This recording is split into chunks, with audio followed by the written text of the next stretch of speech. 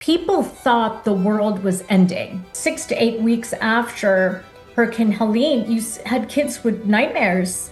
They were scared to leave home. They were scared to be separated from their parents anytime there was a storm. These types of emergencies and disasters, what does it look like in terms of mental and behavioral health in the immediate, but then long term?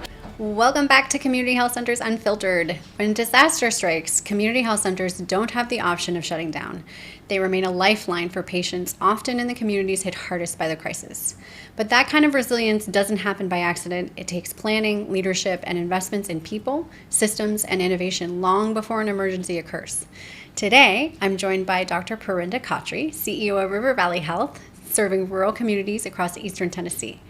From the COVID-19 pandemic to the devastating flood caused by Hurricane Helene in 2024, Parinda has led her organization through extraordinary challenges. We'll talk about what those experiences revealed about preparedness, the unique realities facing rural health centers, and how tools like data analytics and innovation can help health centers stay operational when communities need them most.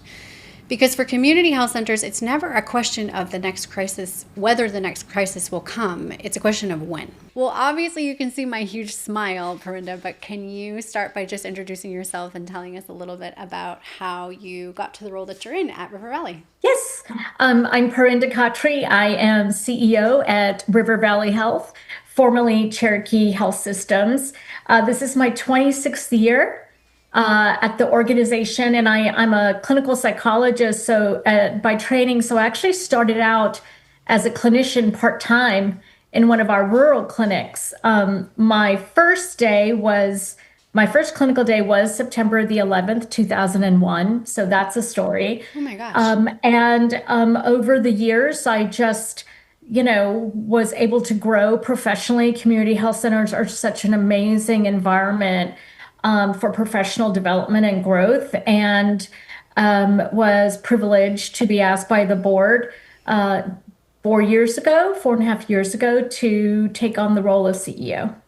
It's amazing. And for all the years that I've known you, I did not know that you started on September 11th. So Yes. I want to hear about that story. And actually, Yeah. it is kind of linked to the conversation that we're going to have. It is. Maybe I don't know if you want to bring in parts of the story. I was going to start us actually with conversations about the flooding in Helene back in 2024 and just how severe that was, and all of the devastation to your communities and the surrounding areas. Can you kind of walk us through what that was like and what the initial sort of first hours, first days looked like? Yeah, sure. No, well, I think the connection is compelling because I didn't know the role that community health centers played in an environment. And so I had my first clinical day and I was in a primary care setting. And I tell people I never saw the footage until that night because everybody was showing up at the clinic. People thought the world was ending. And even the emergency rooms and the police officers, everyone just said, go to the health center. And if the ERs were telling people, after a while, people learned, oh, there's a psychologist at the health center in the medical clinic. And I just went from exam room to exam room all day. And I had heard something has happened, the planes have crashed into the Twin Towers. And I was so focused on each patient. But what struck me is when people were in their most fearful and uncertain, they came where they felt safe. Yeah. And the community resources, whether it was the police or the emergency rooms, because they were so focused on their job, they said, this is the safety net, just go there.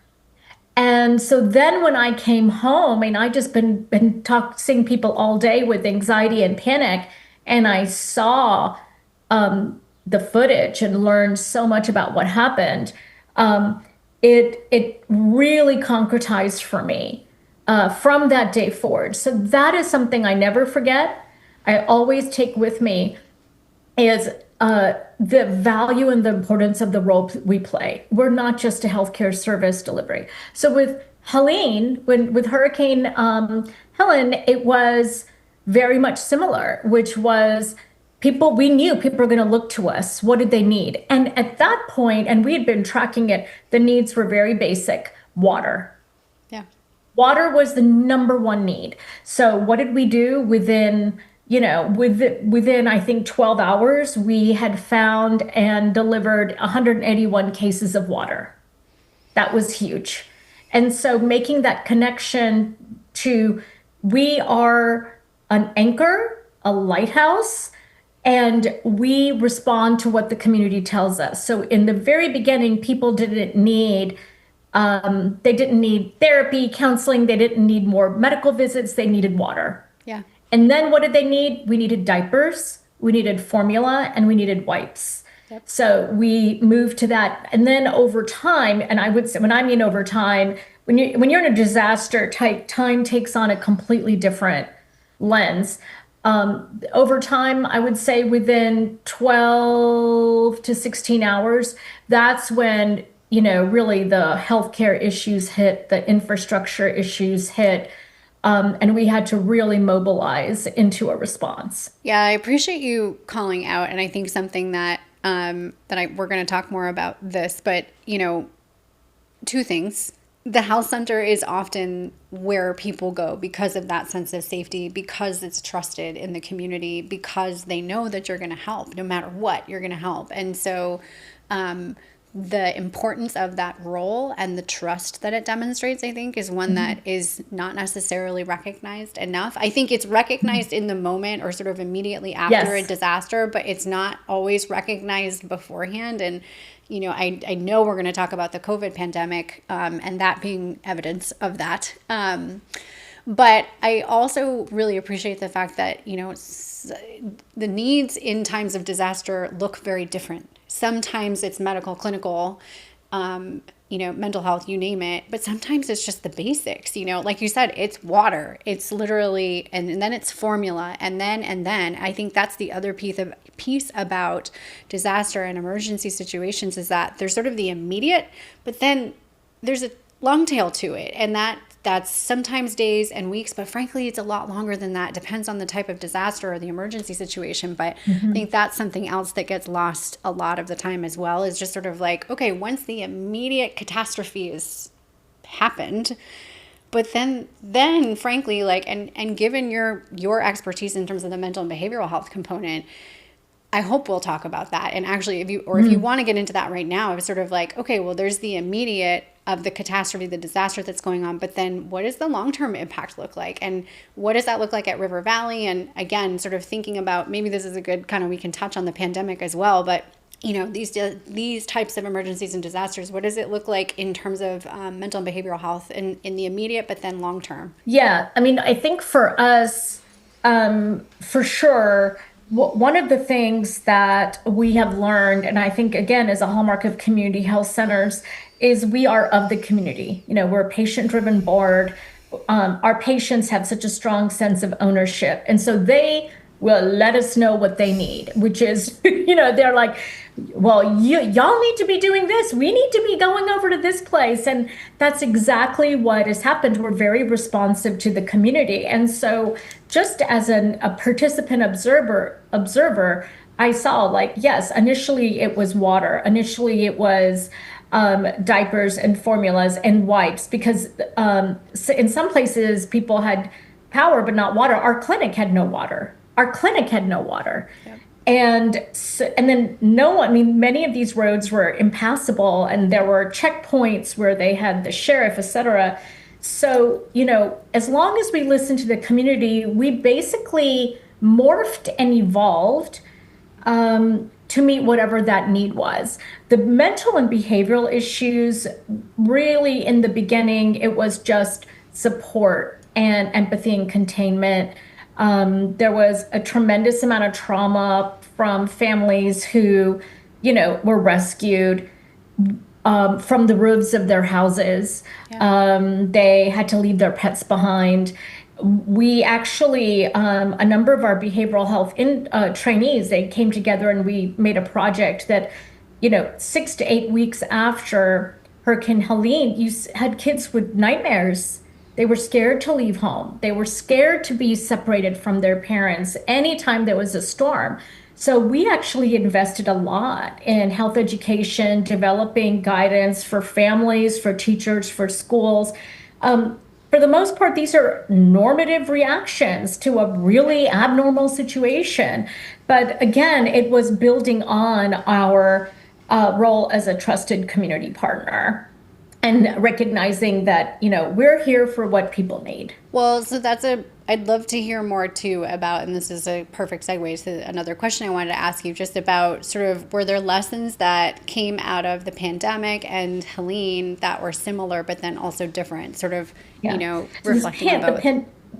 the pandemic was this long, drawn Yeah. out, diffuse experience of just mental and physical exhaustion over time. Hurricane Helene was just an acute episode that involved such infrastructure damage. I mean, that was a huge hit. So, 40 is one of the main thoroughfares across the country from coast to coast. That had collapsed. Many roads had collapsed. People did not have telephones. The stores had flooded. The main pharmacy in the main city in one of the counties in very rural Appalachia had flooded. So there was nothing. There was nothing at all. So when you have an infrastructure that is completely fallen apart, physical infrastructure, then you learn and you recognize this is the kind of response that we need. Probably what we learned because of COVID, and I think we're naturally good at this, is operational flexibility. And that is something I think naturally health center staff, I don't know, it's amazing at we're so supremely adaptable and willing to step into a role for which we have absolutely no training or experience. So, we'll just go ahead and do that.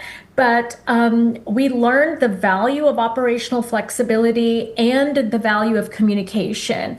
So I'll just give you one example that really stuck with me is during the pandemic, we started very early on, like within 3 days of the declaration of the global health emergency, 7:45 a.m. calls every single day for our staff. And when at first we were like, who's going to be on these calls? Everybody joined these calls because things, if you remember, were changing every day. Our response was changing every day. People had questions. And we did that for quite some time. And, many, many months into the pandemic. And I want to say even the second year we did it on Mondays and Fridays. The clinics that were affected during Hurricane Helene, when we reached out to our team, because our team, we hire from the community. Right. Our team, we needed to stabilize and make sure they were safe because their houses were flooded. They didn't have power. They were scared. The first thing we said, okay, what do we need to do? They said, can we have our 7:45 a.m. calls? And I thought, okay, but it's not like the pandemic where we were changing entire protocols and everything. It didn't matter. Yep. It was that connection and the fact that they wanted to know, and this was just for those clinics, they wanted a touch point. And it really, I think, it really emphasized the importance of communication and high touch communication across the board. And in fact, if you look back and do, if you will, an autopsy of anytime things fell through or something didn't happen that need to happen, it was really a failure in communication. And so what we learned is, all right, we're going to respond in this way. And it was tremendously comforting to them.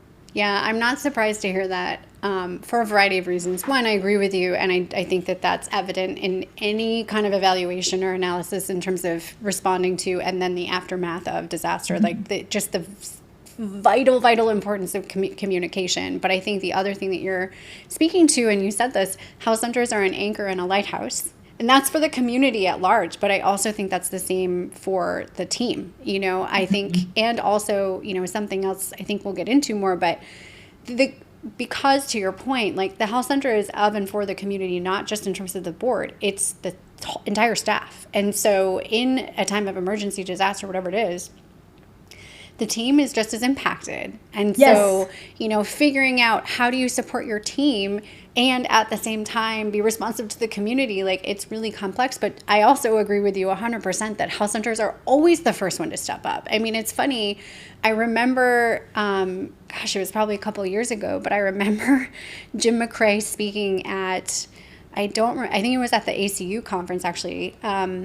But he made this comment. He was like, hey, it doesn't matter what the situation is. Anytime there's a challenge or a disaster, health centers are literally one of the first things to say, oh, Yes. health centers can do it. Even if it has Yeah. nothing to do with primary care or actually it always ends up being about primary care in some function or another. But it could literally be, there's a refugee crisis and Yeah. we need to have a place for them to be able to go and access, whatever it is. It's like health centers are always the answer. And I think that is because of what you just said, that there is so much agility and commitment and willingness to step up no matter the situation to figure it out. And I think I'm so grateful to see that and inspired by it. And then at the same time, sometimes it cuts the other way because I think there's this assumption that like, well, they'll just figure it out, and you guys Yeah. always do, but it's like, but also one, Yeah. let's learn from the lessons. And two, how do we put the policies and the resources behind it so that we're not having to figure it out so that there is actually that plan there. But Yeah, I mean, well, it's so interesting because I remember just a few days into our response, one of the counties that was affected, very rural, in the mountains, and one of our IT guys called me and he said, "Hey, we're now the mobile network for the sheriff's department because our mobile clinic was there were checkpoints, but they let us in. I mean, people knew who we were. yeah, So our mobile clinic was roaming, and we have our own network there. And the sheriff's department, they could not communicate because their systems were down. And so they just came to us and they said, "Hey, can you help us?" And without even blinking, our team just said, "Of course." And we became the hub for the sheriffs to communicate because of our more mobile health network and our IT team. Frankly, I mean, they're so strong and they're so good because originally the goal was we want to make sure we can provide telehealth and our systems on this mobile clinic need to be so strong. But guess what? That mobile clinic was not going to move from that area yeah, because we weren't at that point a healthcare provider or community support. We were part of the entire community infrastructure yeah. that was absolutely critical. And so those are the little stories that sometimes people don't think about, but it makes all the difference in the world. We were fortunate that we had two mobile clinics, and we had been able to purchase two mobile clinics because of the pandemic and the resources that were given to us. So we were able to have one in that area, but at the same time, we were hearing, again, we have staff who have family in the area, staff who were connected, and we heard there's 200 senior citizens in this very remote community, and they cannot get to where they can't get medicine. They can't get medicine, and we heard about people who did not have access to insulin. And so literally we were able to pull the other mobile clinic we had and bring medications and had virtual medical care. Our community health coordinators were there. We were giving out water, food, Band-Aids, antibiotics, whatever people needed. We found a gas station that was just at the edge of the community. And I remember thinking, thank heavens we had two mobile clinics. But what if we didn't? What if we didn't? Are we going to choose between being a resource for the sheriff's department or going out to a very rural community with a vulnerable senior citizen population? And so I think it was a tremendous gift to get the resources that we needed in the pandemic. We essentially I would say deployed them in very effective ways, and they're still allowing us to do more. But we want to move from response to preparedness, and that can only come if we have that operational resiliency and the resources to be able to do that. Well, I think that's right. And honestly, to make a plug right off the bat for a lot of the advocacy that we do, it was really amazing and critical for the investment that was made during the pandemic into health centers for a variety of reasons. But I think to your point, there's so much more that needs to be done, and there are so many health centers who don't have any capacity in that way. And I think the example that you're providing is really, really key, in as much as, just to your point, you had both, and it's not always going to be a perfect situation, but when you have the resources and the preparation, you were able to support the infrastructure of the wider community with the sheriff's office and fulfill access to healthcare, that's the whole point. That's why you guys exist. That's why you're so successful. But I think I hope, and what I want to see is greater investment in order to be able to replicate that across the board for health centers. I think it doesn't matter rural or urban. We have some health center members in New York and other urban settings, and the snowstorms earlier this season just absolutely paralyzed New York City to the point where everything was shut down, and they had to basically put a pop-up telehealth operation together overnight, not to mention a lot of the things that they learned during the pandemic as well. But again, I think there are so many lessons that I think can be taken away from emergency and disaster situations, and best practices that I think, that's what makes good policy. That's what is driving our advocacy in so many situations, because it's like, look, we know how it works. We just need to put the policy and the resources behind it. But something else I was going to ask you is, do you remember, whether it was the pandemic or dealing with Helene and the floods, like one decision that was just so incredibly difficult, but so important? It's interesting because people assume that the hardest decision for us was to divert resources, because you still are a health center, and we're in 12 counties. And so we pulled all of our facilities teams. We pulled a lot of people who are in direct patient care, revenue generating positions to do non-revenue generating work, because we absolutely had to be able to provide care. People wanted to be there. And in fact, that was not the hardest decision. The hardest decision, frankly, was balancing a staff that wanted to be there with the community and in the clinic. And at the same time, they were struggling with dealing with the disaster. So their homes were flooded. They didn't have food or water. They did not have a place to shower. And it was striking to me how many of them said, we are keeping our clinic open. Our patients need to know that we're here. And I don't want to be anywhere else. Yeah. If you give me a place to shower, if you give me, if you can let my family come and do laundry, I'm going to be here. It's just, I don't want to just sit and, wait somewhere. I want to be in the space. And what was hard is, as a leader who cares about the well-being of staff, what's the best decision? Yeah. Do we say, no, you cannot work? I want you to go home. I want you to rest. You've been traumatized. Do I say, fine, right now you can go ahead and work, but then later we're worried that you are going to really be depleted? Yeah. And so we went back to what we always do, which is we said, what do you want to do? But we are tagging each and every one of you as being the caregivers of each other. Yeah. So if you are worried, if you're worried about Justin, if you are worried about, Alicia, boy, you come and you tell us. Yep. And then we're going to move to take care of you.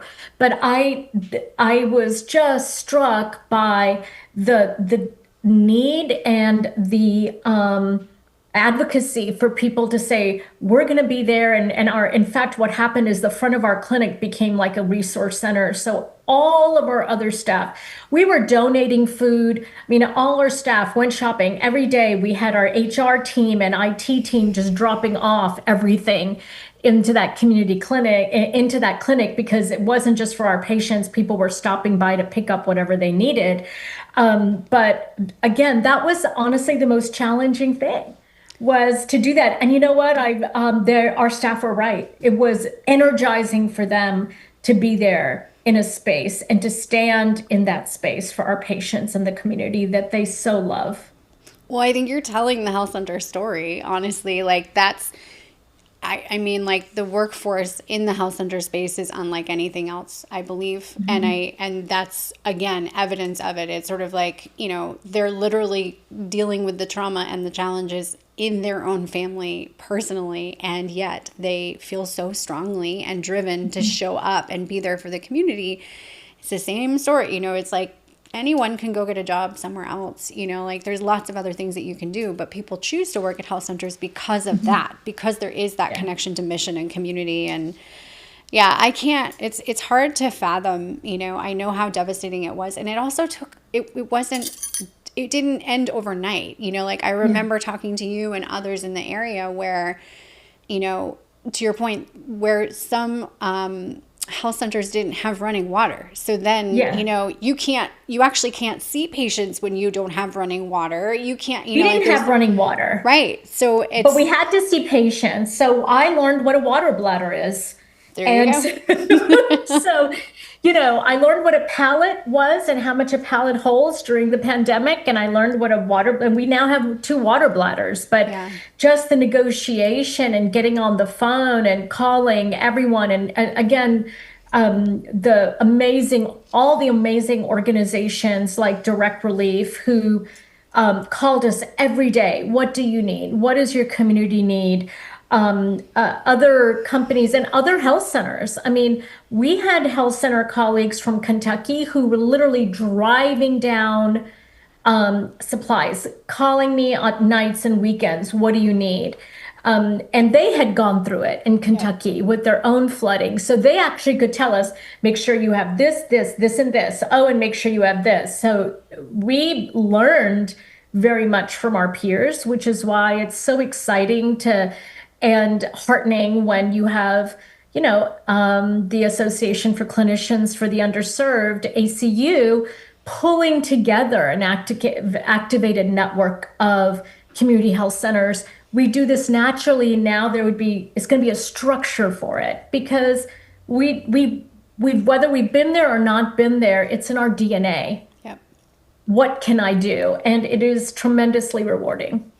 Yeah, I will not hide my excitement about ACU's kind of endeavor. And ACU's been engaged in emergency response and disaster response for years, long time, but heavily during the pandemic. And then I think even after that, and key partners like Healthcare Ready and others. But just what you said, I think the creation of the Health Center Resource Network is going to be a game changer, just because it's about being able to provide those resources very directly. And just as you said, sort of like, what do you need? What's happening on the ground in the, sort of, if you know it's coming, then sort of in preparation, but, as much as possible when the emergency is going on, and then afterwards, it doesn't end just because the catastrophe is over. There's still work to be done. And I think the rescue network is going to really serve as such an important hub to facilitate access to those resources, but also sharing and bringing stakeholders together, because, ACU has been doing a lot of work in this space for years and years, but there's so many others. The PCAs have been so involved in this.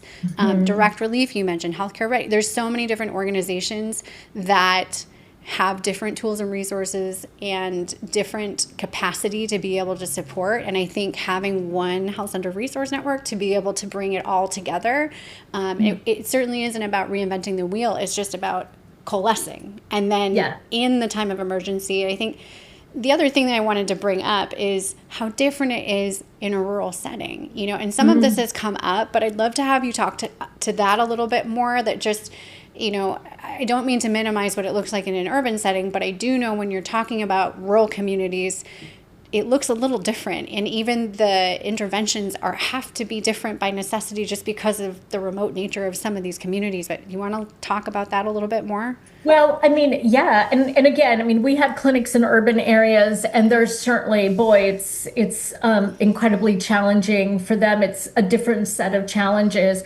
In rural areas, the infrastructure is fairly limited across the board. So, for example, if one wireless service goes down, there's no wireless. Yep. It's not like somebody else can pick up. In a rural area, if a road is flooded, there's no way, there's no alternate path, there's Right. no recalculating. You cannot get from point A to point B because there is no other way. Yeah. There is no other way. If the pharmacy in the closest town floods, which is what happened, there is no other pharmacy. That's it. And so when you have such limited resources and a limited infrastructure, which during normal operations is okay, but during an emergency or disaster, it is absolutely devastating because you have essentially wiped out really, really key resources that the community needs. And so for a community health center working in that area, you have to pick up as much as you can. It's not just one thing. You then became the food pantry, the pharmacy, the wireless network, Yeah. the the first aid kit, whatever it is. And we ended up working with the firefighters. We ended up helping to board up, our facilities team had to help board up certain areas or keep certain supports going in terms of the physical infrastructure. So it's just the number of hats you take multiplies, Yeah. but also your degrees of freedom become limited. In that one community I talked about with 200 senior citizens, that road was flooded. There was no way of getting to them. Like we were going to have to cross a body of water Yeah. to get to them. How do we do that? Because there's no other road. Yeah. Yeah, it forces creativity. Yeah, it does. And innovation. But I mean, I'm sitting here listening and it's like, yeah, this is, there's real truth in health centers really are the answer and the solution because there is that agility, because there is that willingness and commitment to be whatever is needed in the community. That's the entire reason that you guys exist. But it is quite different, rural to urban, and they both have different needs, but they're vital. And I think the role that health centers play, again, is just can't be overstated, the importance of it. But one of the other things I wanted to chat with you about is just River Valley is a leader, very recognized in terms of maternal and behavioral health. And we already talked a little bit about, what that looks like in terms of disaster and mental and behavioral health. But I don't, you mentioned that during the floods, diapers, formula, and wipes were like among the top needs initially. I'd love to have you speak to that a little bit more because I know maternal health is one where, particularly in rural areas, health centers are it. It's literally there's a desert in that respect. And so whether it's in time of emergency or just in general, like the role that you're playing, but do you want to speak to that a little bit more? Well, I mean, it's interesting. When it comes to OBGYN care, maternal health access, it feels almost like a weather-related disaster every day because it's just not there. The resources are not there. And, we hear very regularly of another hospital OB program that has gone under. So, in fact, just recently in one of our most rural counties where we have a clinic, we heard, well, the local hospital, the closest hospital, which is about an hour away, they've shut down their OB program. And, the Rural Health Association called us and said, all right, they need to know where to send these moms and these babies. And so we are really looking at how do we do this and provide this care. And I will say this, I absolutely understand providers who feel like they cannot make it in a rural setting because the volume is so low. And the way we have our payment for any service in healthcare, the fee-for-service system, it does not allow for low frequency events and for low volume. Yep. So no wonder, right? So I am not judging anyone. Even for us, when we go and we put a clinic in a rural area, I know this is not going to be a high volume clinic. No. It is a high need in a clinic and very important, but it's just the population density is not there. And so I think, we almost in our rural areas, when it comes to maternal health and in some other specific areas, are operating as if we are in disaster mode all the time, because frankly, the outcome is the same. The resources are not there, the infrastructure is not there, and it is crumbling month by month.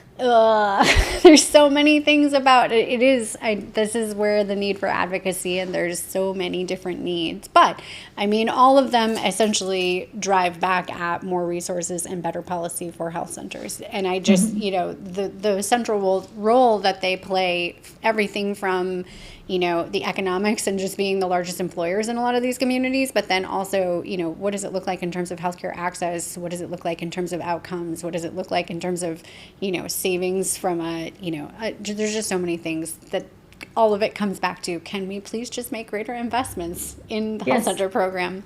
It's actually a great deal. Yeah. If you give a little, what you get back in terms of impact on the community, it's pretty outsized. We definitely punch above our weight. Yeah, that's for sure. That's maybe the understatement of the year, Parinda, especially for you guys at River Valley.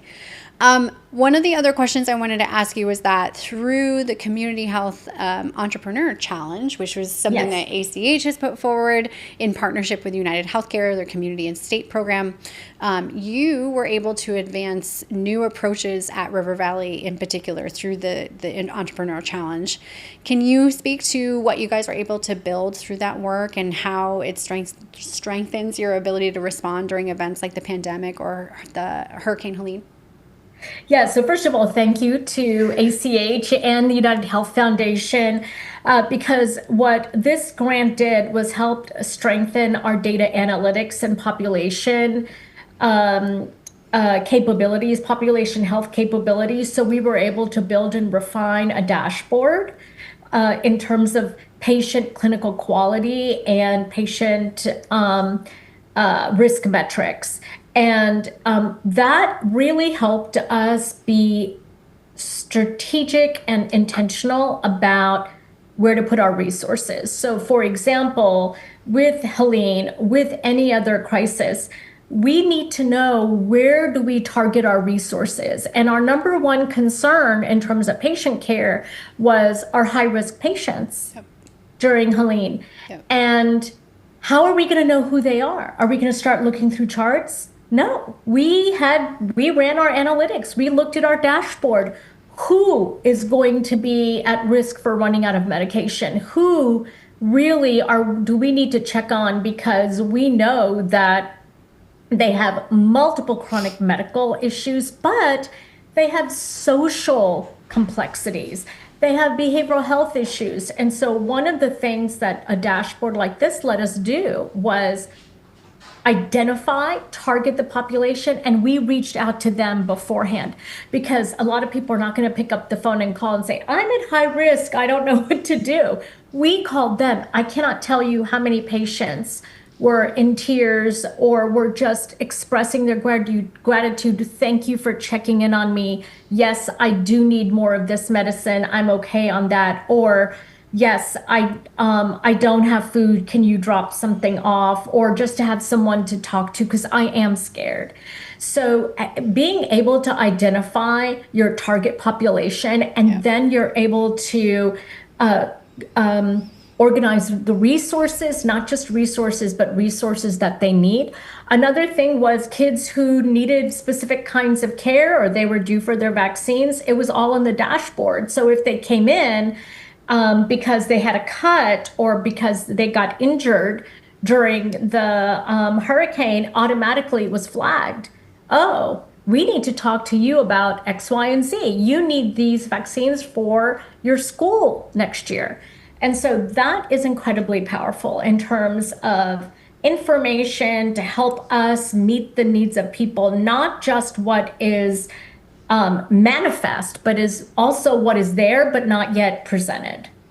Yeah, I'm so glad for you to bring up the data component of this and how important that is generally, sort of like across the board, but also how it can be applied in a time of disaster and emergency, because I think that's another one where, we're building infrastructure, but I don't necessarily know that people are connecting the dots on how it actually helps to drive decision making in emergency. I'm optimistic about the Rural Health Transformation Fund and that programming, because I think part of the intent is exactly this, is sort of to create the infrastructure to be able to respond, Yes. to do the analysis, to look at the data, to improve. And again, no better place to put those resources than health centers, in my opinion. It's a little mixed, obviously, at the moment in terms of what that looks like from state to state, but I think you said it perfectly, which is just to say that the more that health centers are equipped, and most are, but I think there's so much more work to do to be able to really lean into that data to inform the decision making, whether it be time of emergency or in general, to sort of create improved outcomes. And, just there's so many incredible values that come out of the data component of the work that you guys do day to day. Well, I'm looking at the time, and I have a million more questions for you. And honestly, I could spend all day talking to you because I adore you. But one of the other things I wanted to ask you about, and we talked a little bit about this, but do you think that there are key partnerships, like just reflecting back on some of the disasters, be it COVID or Helene, are there key partnerships that you really feel like, I'm so grateful that that was something that already existed before we went into it, or that came about as a result that you now view as just indispensable, just sort of could not be more important? As a community health center, we naturally go to other nonprofit community-based organizations. So we already were during the pandemic and before and during churches, food pantries, transportation, serving organizations. So that already was there because they were like our very natural go-to. One thing we learned in COVID was how effective partnerships with businesses and even large corporations were. So we partnered with Kroger during COVID and Kroger's a huge grocery chain that was very present and is very present in our community. And they knew they had the infrastructure for drive-through testing and drive-through vaccination. So they're like, use our parking lot. They could bring that infrastructure. The same with Helene is we realized, you know what? There are businesses who want to help out, businesses who said, we will give you a water bladder. Yeah. We'll show you how to use it. We'll train your facility staff. There were other businesses that basically said, how can we get food to you all so you can distribute them? What do you all need? And so I think we have to look at maybe the beyond our little nonprofit community network, and we realize, in a sense, we are all in this together, and there are people who want to step up, and they often don't know how to do it. Yep. But a community health center is a really good partner to help you find that way. And so the non-traditional partners, I would say, would be small business, medium businesses, and huge corporations, because they people are people, and many of them have roots in rural health or have roots in the areas where we serve, and they want to give back. And honestly, they have a lot to offer us in terms of knowledge, logistics, supplies, resources. So, we want to be able to leverage that and have a synergistic, collaborative impact on our community. Well, this is another one where I will just plug the work that ACU is doing in the Health Center Rescue Network, because that's another piece of it, is exactly what you just said. I think, at least at the onset with the Rescue Network, I think the intent is to bring in national corporate partners, maybe state. It depends on, where the focus is going to be. But I think, to your point, like, there's so many organizations and for-profit, corporate, you name it, who want to be of service, who have very much a direct interest in not just supporting, but honestly, the impact that it has for them. It's okay. They have a bottom line. It's irrelevant to me. If the help is there, the resource is there. So right. I totally agree with you. And I'm excited about what ACU is doing with that rescue network, specifically with that in mind, to be able to educate around the role that health centers play in those times, but also to be able to really organize around what can come and the resources that are going to be available and just building the relationships. But okay, so last question for you. After everything you've navigated, what gives you confidence about the future of community health centers? Well, what gives me confidence is our history and our DNA. I mean, our history is one of strength in the face of tremendous adversity. And I think you're right. I think people can take it for granted, but we are getting better at telling our story and engaging people in our story and engaging people in our mission. And I have full confidence that we are and will charting a path for true community health. And it won't be easy, but we're not in this for easy, are we, Amanda? We can take it on, but the health and well-being of the communities, the neighborhoods, the towns that we care about, that's what's at stake. So the most meaningful thing that anyone can do, in my view, is partner with your local community health center, find out what they're doing, learn about the story. And that's something that I believe strongly that we are continuing to do in a really compelling way, is tell our story, engaging more people. And that's why I believe in the future of community health. I couldn't have said it better myself, and this is one of the many reasons that I adore you. I think that's the perfect way to end this conversation, although it is not the last. We'll have you back on because there's so many other incredible things going on at River Valley and in your leadership, but just really grateful, Parinda. I think thank you not only for the work that you did and the leadership you provided during those times of emergency and disaster, but for all of the leadership that you bring to ACH and to health centers in general. You are an absolute treasure within the health center community, and we just appreciate you so much. But thank you for all the good work that you're doing. Appreciate you, Amanda, and ACH. Thank you. Take care. Bye. Parinda, thank you for joining us and for sharing your insights and experiences. One of the biggest takeaways from this conversation is that readiness isn't something health centers build during a crisis. It's something that they invest in every day.